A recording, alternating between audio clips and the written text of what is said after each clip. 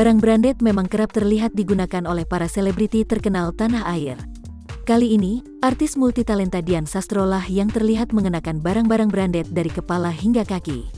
Lewat akun Instagram pribadinya, Dian Sastro memamerkan penampilan mewahnya yang diselimuti outfit serba hitam.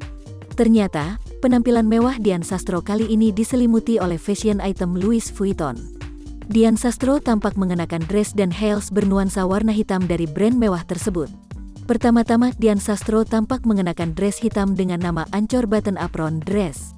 Desain unik di bagian depan yang terlihat seperti apron lah yang menginspirasi nama dress ini. Menurut pantauan Grid.id, dress mewah yang dikenakan Dian Sastro ini ternyata dibuat menggunakan material kain wool dan sutra.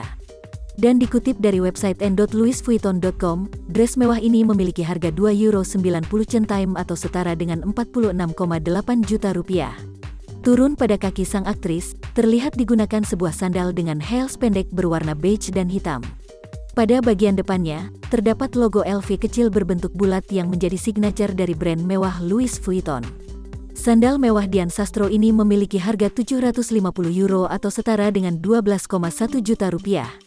Terlepas dari mewahnya baju dan sandal yang dikenakan Dian Sastro, kecantikan sang aktris masih menjadi fokus utama para netizen.